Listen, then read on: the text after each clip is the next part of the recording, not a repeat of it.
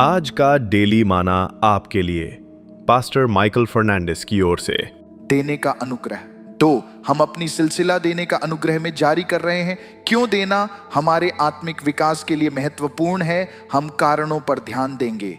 लूका 6:38 दिया करो तो तुम्हें भी दिया जाएगा। लोग पूरा नाप दबा दबा कर और हिला हिला कर और उभरता हुआ तुम्हारी गोद में डालेंगे, क्योंकि जिस नाप से तुम नापते हो उसी से तुम्हारे लिए भी नापा जाएगा। सच्चा देना इस एहसास के साथ शुरू होता है कि क्योंकि उसकी ओर से और उसी के द्वारा और उसी के लिए सब कुछ है, उसकी महिमा युगानुयुग होती रहे। रोमियो 11:35-36। दूसरे शब्दों में वही जीवन का स्रोत, साधन और लक्ष्य है। जब हम इस बात को ध्यान में रखते हुए परमेश्वर को देते हैं तो यह आशीष को खोलता है जो बढ़ोतरी की गारंटी देता है।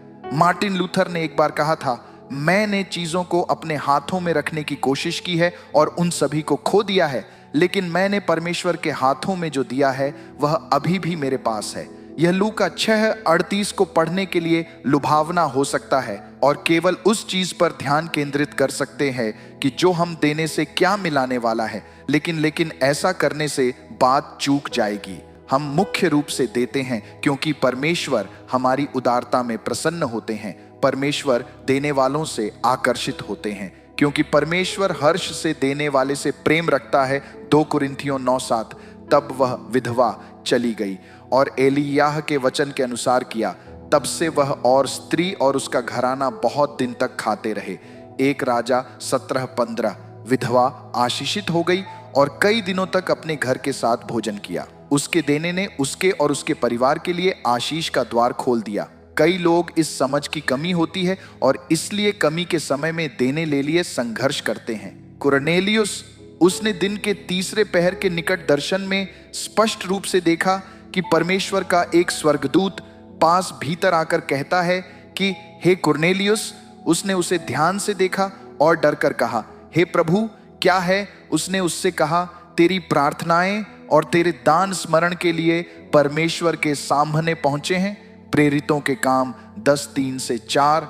कुरनेलियुस कोई ऐसा व्यक्ति नहीं था जिसने केवल शब्दों से परमेश्वर की आराधना की हो, उसने उसके काम को आराधना से पूरा किया।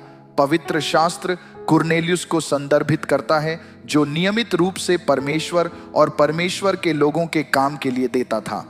कुरनेलियुस के देने ने एक स्वर्गदूत से अलौकिक दर्शन के लिए एक द्वार खोला। परमेश्वर ने उसके पराक्रमी प्रेरित पतरस को भी निर्देश दिया कि वह आकर कुरनेलियुस और उसके घर वालों को उद्धार का संदेश दे।